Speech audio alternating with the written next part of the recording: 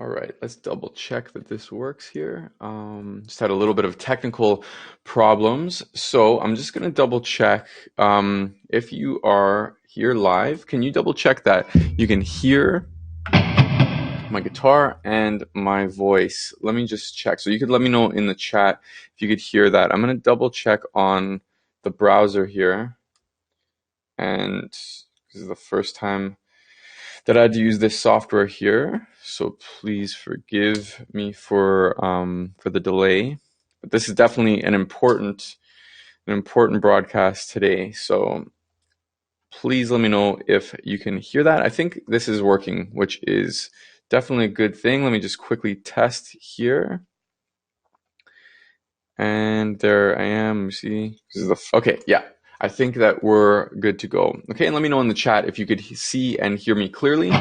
Should be able to hear the guitar as well. I had another setup going on. It wasn't working, so I have to find a solution. Got to get the video out and make it happen. So, all right, today's topic is all about, should I look at the fretboard or not? To look or not to look? Okay, and this is a very, very important topic, and I see this in so many guitar players, whether it's a beginner who just picked up the guitar for the first time, or whether it's a seasoned pro who has been touring and performing live. I see this whole debate of, looking or not looking. And the main thing I'm going to address today is more for the developing guitarist who thinks that one of them is the correct answer and kind of goes that direction. So and let me know in the chat box as well if you are of the mindset that you should never look or should always look. Let me know. I'm curious to know where you're at on that.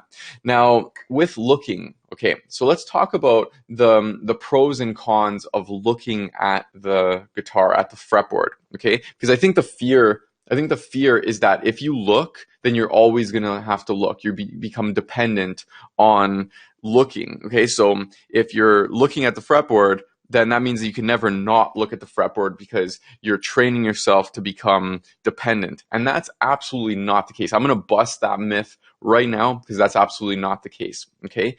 Now, and as you'll see later on, but first, let's just quickly talk about the pros and cons of looking at the fretboard. Well, first and foremost, if your eyes are on the fretboard, that means that you could look at the different notes that you're going to, at the fingers that you're using, the location that you're pressing down on the string and on the fret, making sure that it's nice and clean.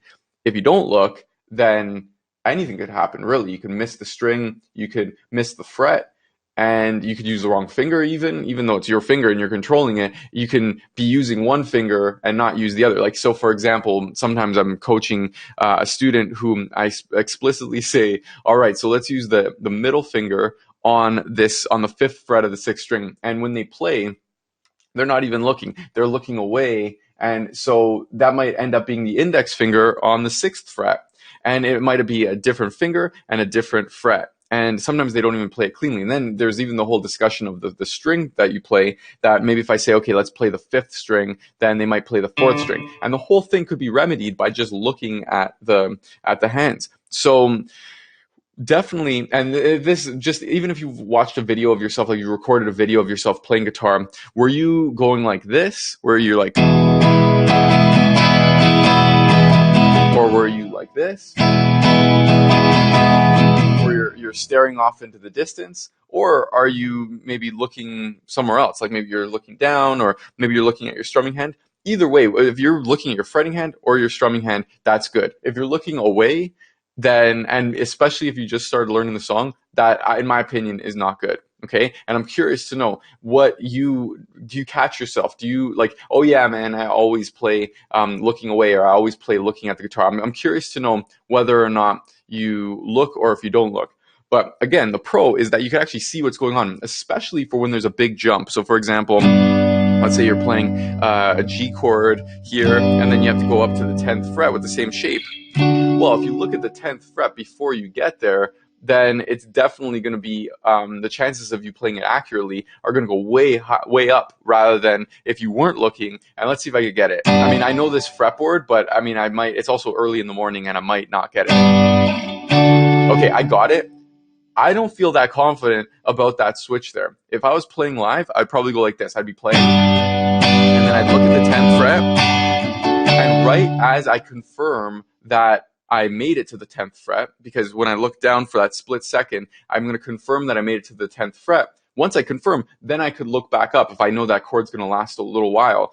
Does that make sense? So like, for example, I go like this, and I'm looking away, then I look down for a second, then I look back up, and I look around at the crowd, then I look back, and I go like that. So there is a sort of a best of both worlds, that it can appear like you're looking away, but you actually look down for a second. And you're going to see a lot of guitar players do that. I mean, if this was working properly, if the broadcast was working properly, then I would have had a screenshot of John Mayer. 1 second he's looking, another second he's not looking. And, you know, if you have that idea that the only way to look like you're a professional, or the only way to make it as a guitar player is to look away, then I just want to tell you that that's absolutely wrong, because that is, you look at all of the players out there, and at some point they're going to look down, even if they kind of like, if they're singing and they kind of look down for a second, jumping up to a higher fret, they're going to play a solo, or if there's a big jump, something like that. There are some players who mostly don't look, and they've practiced for a very, very long time to not look. But to me, that kind of sounds, or that looks a little bit awkward as well. There's sometimes where looking is actually kind of cool, and it's sort of like, it's not really a real thing if you think that the guitar player shouldn't look at the guitar ever, because that's going to look amateur. Okay, because that's a fear that I think is very prominent, especially for beginners. Like, if I don't look, then you know, it's the goal is not looking, because I want to look like a professional, not an amateur. Okay, and so. And cool. So Ryan, yeah. So you look until you know the song, and then you try to look away while checking. That is cool, because that's actually what I was going to mention, is that the way to not look, because yes, of course it looks cooler when you don't look. But just as I gave with that example of the chords switching back and forth, just as I gave that example, there's ways to kind of trick it a little bit, where you look for a split second and then you look away once you confirm that you got it. So you're using your eyes for what they're made for. You know, you're looking to confirm that you got to the right chord or the right fret. Then you look away if you want to. But then when it comes to actually just across the board developing this technique, you want to make sure that you look first until you got the part down, until it feels like muscle memory. And then what you could do, you could test looking away. Okay, so here's a little trick that for the fretboard that I recommend. So if you're going to be, let's say you're just doing a simple, let's say you're going from G to a B minor, okay? And let's just say that you're getting used to your fretboard as well. Like, I mean, maybe you haven't been playing your guitar for a long time, or maybe you got a new guitar, you got to get used to the fretboard. But regardless, you're getting used to these chord changes. And what you'd want to do is this. You want to look for sure as the first step. It doesn't make any sense to not look, okay? So you want to look for sure. And let's say you're doing 4 shots on each. Like that. Okay, you're doing 4 shots on each. Now, as that becomes more comfortable, then what you're going to do is you're going to, so this section over here is what you look at until it becomes really comfortable. And then when it comes time for like operation look away, what you're going to do is you're going to look a little bit further away. You're going to stare over here where your peripheral vision is still kind of seeing this here. So remember, the goal is still to play.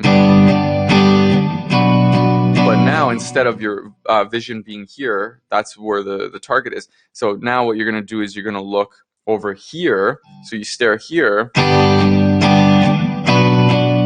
And you do that, let's say 3 times without making a mistake. And then you're going to stare over here. And then your peripheral vision still kind of takes care of this over here. Peripheral vision meaning that like the side, it's like you could still kind of see this part here. And then you could test that. And if you could do that 3 times without making a mistake, then you could look over here.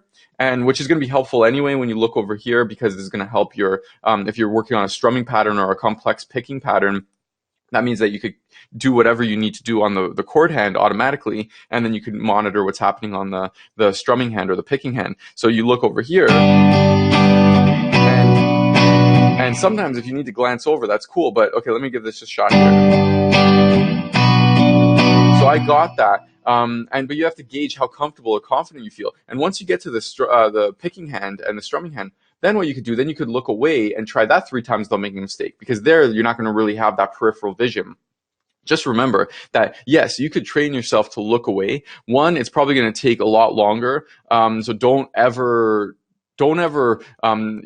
delay yourself learning a song just because you want to look away first. Make sure you're looking first and play the song. It's always top priority.